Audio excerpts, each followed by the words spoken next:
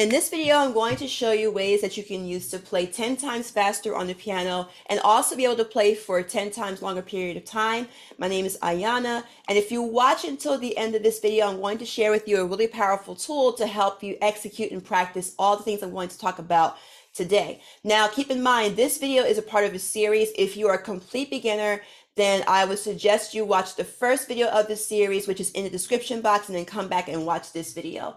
So what I'm going to do is I'm going to talk about proper posture and techniques that you really need to implement as you're playing songs. And these techniques and postures are really important because if you ever experience cramping hands, or if you're playing and you feel like your fingers they feel like pretzels, as I like to call it, then that means you are using the wrong technique. And it's really important to use the right technique that will not only make you feel more comfortable with playing, but you'll be able to play for hours and hours without ever getting tired. So I'm going to go over about 2 or 3 really important components of that result.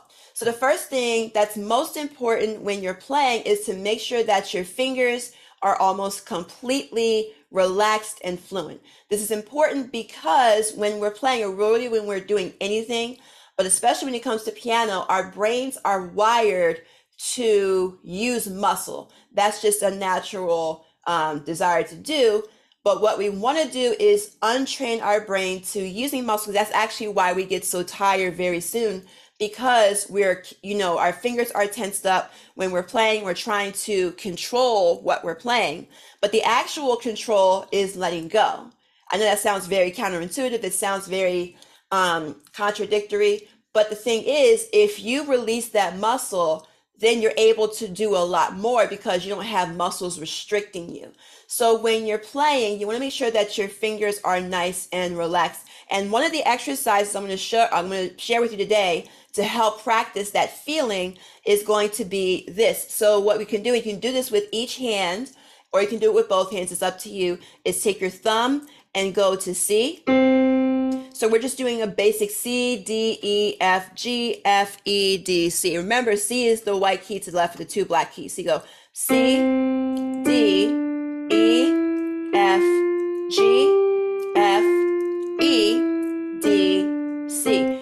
As you're doing this, and go very slowly, and not just your fingers should be relaxed, but your entire arm should be relaxed. So your wrists, your elbows, your shoulders, everything should just be completely almost limp. So when you're playing this exercise, what you want to do is, as you press one note, you raise your wrist, and then when you go to the next note, you lower your wrist, and then the next note, you raise your wrist, the next note, you lower your wrist, the next note, you raise your wrist, and then go back down. So as you're going through each note, you're raising your wrist up and down, and what you're doing is you're checking for your ability to move your wrist as you're playing. Because if you're tense, you're not going to be able to move your wrist. So moving that wrist kind of helps you remind yourself to keep your fingers and your hands completely relaxed as you're playing, right? That's one of the things. Then there's a couple other things I'm going to show you in a second, but just really quickly, if you're looking for hands-on group coaching learning, there's a link in the description box that gives you 7-day access to my coaching intro series. The 7-day access is free, so just check out that link below. Now, the second thing you want to make sure that you keep in mind is make sure that your fingers are nice and curved. What some people do is they'll flatten their fingers, or they'll have this kind of bending thing where, like, this is the key here, this is your finger. And sometimes what they'll do is they'll bend their fingers this way. And those are the wrong ways to play, because again, it takes muscle to do this.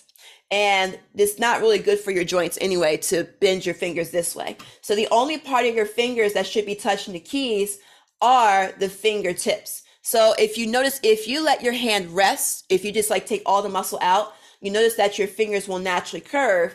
That is the feeling you need to capture when you're playing. So you can take that same exact exercise and just press your thumb on C and just watch for the fingertips as you're going through each key, right? So you notice my fingers are nice and curved, and I'm also creating space between the key and the palm of my hand. So the palm is not pressing against the key. It's not at level with the keys. There's a bit of space, because when you're playing songs that require you to, pass the fingers under or over, if you have to pass your thumb under, it has plenty of space to do that, right? I'm able to do that versus me doing this. And now I have to do some awkward switch over. So make sure that your fingers are curved and make sure that you have healthy space between the palm of your hands and the keys, and just do the same exact exercise.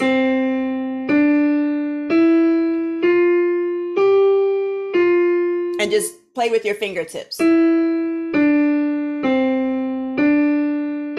And you can go as slow or as fast as you want. This isn't about playing something super impressive. This is really about getting the technique down to muscle memory, so then when you start to play real songs, you'll be able to go through it with ease. The third thing that you need to keep in mind is when you're playing, right? You want to make sure that your fingers are not flying when you press a key. So some people will do this, right? So when you're playing one note, the other fingers kind of just do their own thing. You want to make sure, and if you notice, as I was playing, I kept my fingers nice and stable. So what you want to do, the same exact exercise, if you're playing with your thumb, make sure that the other fingers are not going anywhere. They're kind of just staying in place, right? And same thing with the index finger. So you notice that my thumb is not going here, my middle finger is not going other places. So again, the same exercise, and you're just practicing.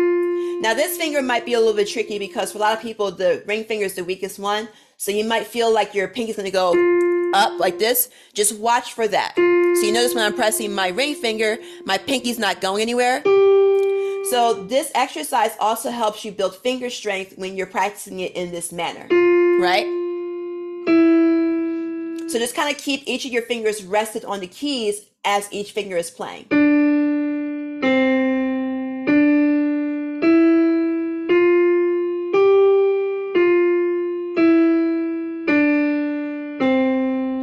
A really powerful tool that you can use, especially if you are going over sight, if you're good at sight reading, which I will cover in a future videos, so just make sure that you subscribe, is this book called The Hanon Virtuoso Pianist in 60 Exercises. And what this book is basically simple exercises. There's 60 of them, right? So this one, you can't really see the notes here, but it goes something like this.